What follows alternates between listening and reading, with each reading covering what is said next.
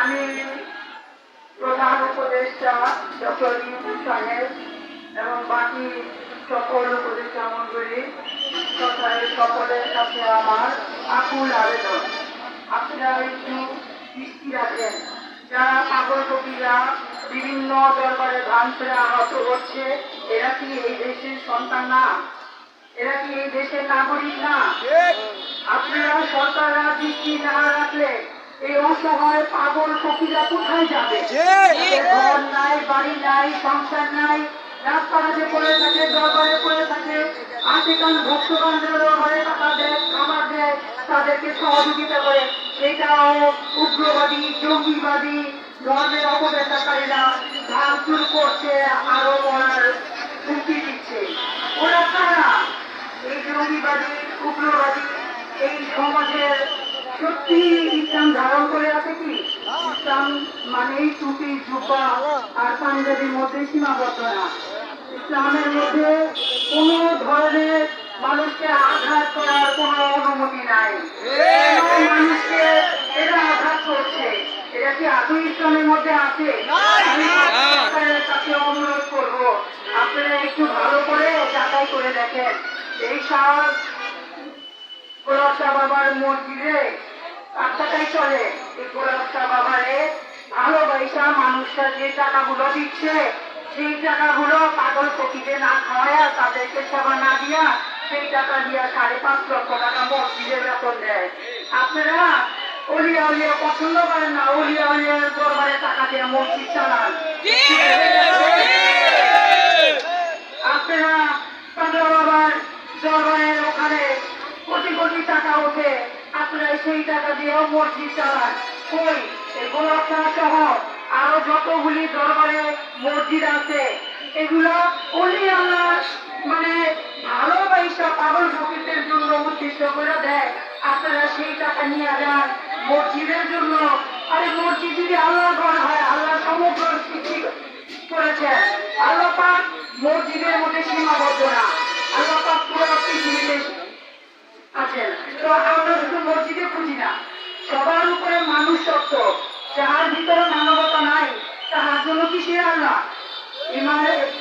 আসলে ইসলামের ভিত্তি 5টা: রোজা, নামাজ, হজ, যাকাত, ঈমান। তাও যদি ঈমানই ঠিক না থাকে, মানুষের প্রতি যদি অত্যাচার করে, অন্যায় করে, মানুষের যদি ধর্ম দিয়ে ভুল ব্যাখ্যা দিয়ে পথভ্রষ্ট করে, আঘাত করে, তাদের তো ঈমানই ঠিক নাই। আদৌ কবুল হবে কিনা এটা আমার জানা নাই। তবে আমি বলবো, আপনাদের ঘরের ভিতরে আপনারা এই শান শপথে নামাজ রোজা করে থাকতেছেন, এই ধরনের কোনো সুযোগ সুবিধা কোনো পাগল ফকিরের নাই। তাদের উপরে যদি আপনারা অত্যাচার করেন, তাদের যদি একটুখানি শান্তিতে থাকার জায়গাগুলোতে আপনারা আঘাত করেন, তাদের গায়েও যদি আঘাত করেন, আল্লাহ কিন্তু এর বিচার করবে। আল্লাহ ছাড় দেয়, আল্লাহ ছেড়ে দেয় না। ছেড়ে দে না, ছাড় দে, ছেড়ে দে না। দৃষ্টি আকর্ষণ করে বলবো, আল্লাহ ছাড় দে, ছেড়ে দে না। আপনারা এখনো নীরব কেন? ধর্ম উপদেষ্টা, আপনার চোখে কি পড়ছে না? এত আঘাত হচ্ছে, এত দরবার ভাঙতেছে, আপনি নীরব কেন? আপনি কি অলিয়া উলিয়ার বিরোধিতা? আপনি অন্তত সরকারের মধ্যে যারা আছেন, আমার মনে হয় এত মিডিয়ার মধ্যে যে ভাবে আমরা আসতেছি, অন্তত সরকারের দৃষ্টি আকর্ষণ করতে পারছি, কিন্তু এখনো কোন ধরনের সুরাহা আমরা পাই নাই। তার মানে আমরা সরকারের দৃষ্টি আকর্ষণ করতে পারি নাই। আর না হয় অলিয়া উলিয়া বিরোধী যদি ধর্মমন্ত্রী হয়ে থাকেন বা হয়ে থাকেন, তাহলে আমি বলবো আপনি পদত্যাগ করেন।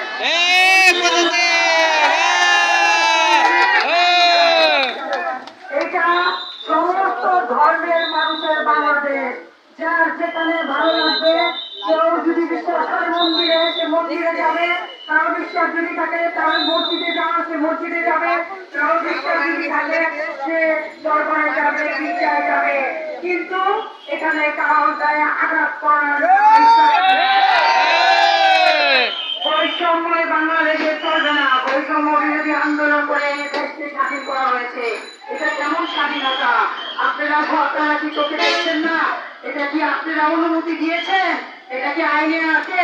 চাইলে একজন যে দরবার ভেঙে ফেলবে, কোনো পাগলের হাত তুলবে, কোনো পাগলকে মেরে ফেলবে, এটা আমাদের ইসলাম সমর্থন করে না।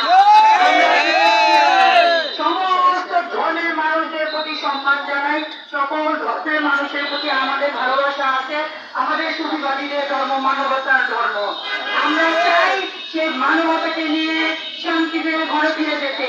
আমাদেরকে যতক্ষণ পর্যন্ত আপনারা সরকাররা এই যে এই আত্মবিশ্বাসটুকু না দিবেন যে না কোনো দরবার খানকার কোনো পাগল ফকিরের গায়ে হাত দেওয়া যাবে না, ততক্ষণ পর্যন্ত আমরা ঘরে ফিরে যাচ্ছি না।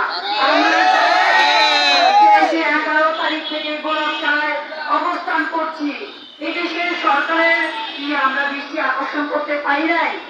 আপনারা কি মনে করেন ধর্মমন্ত্রী? আপনার উদ্দেশ্যে বলবো, আমরা কি আসলে মানুষ? আমরা কি সুফিবাদীরা মূর্খ? আপনার কি মনে হচ্ছে এই সুফিবাদী দল সব মূর্খ?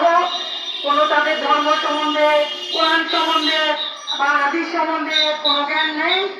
আপনারা যদি মনে করেন আমাদের কোথাও ভুল হচ্ছে, আমাদের শিক্ষার শেষ নাই, আমরা মনে করি আপনারা আমাদেরকে আহ্বান করেন, আমরা সুফিবাদীরা আপনাদের সাথে বসি, আমাদের কোথায় ভুল ত্রুটি আছে আমরা আপনাদের কাছ থেকে শিখবো, শুনতে দেন।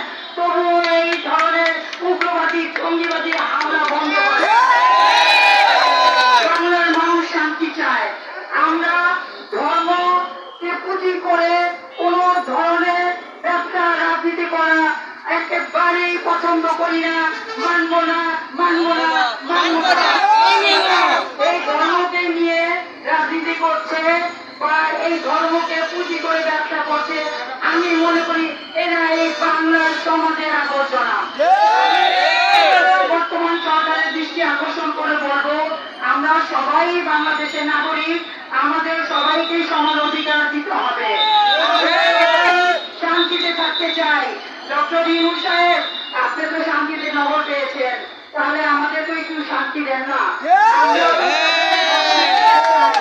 আমরা এই রাস্তার মধ্যে নিজেরাও কষ্ট করতে চাই না, আর এই দেশের এই কঠিন অবস্থায় দেশের যারা সরকার আছেন তাদেরকেও আমরা কোনো ধরনের টেনশন পেরেশানি দিতে চাই না।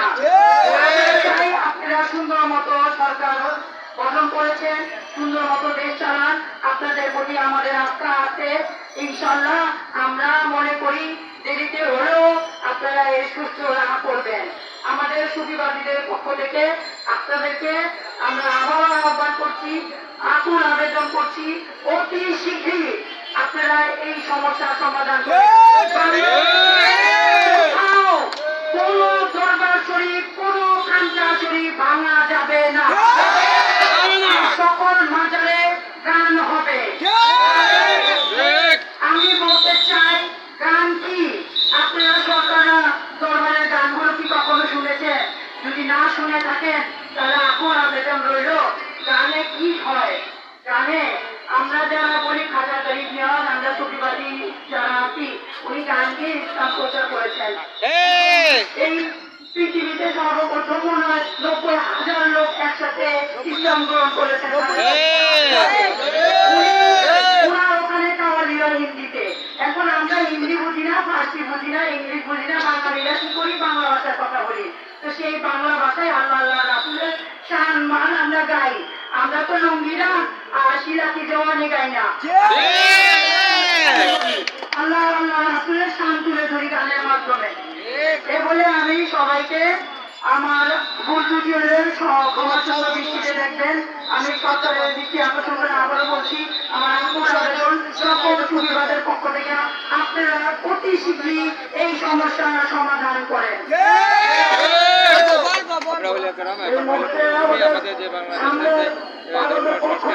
সেটা বিষয়ে জানতে পেরেছি। আর সবচেয়ে বড় কথা, এগিয়ে যাচ্ছে, আমরা এগিয়ে যাবো। সবাইকে ধন্যবাদ।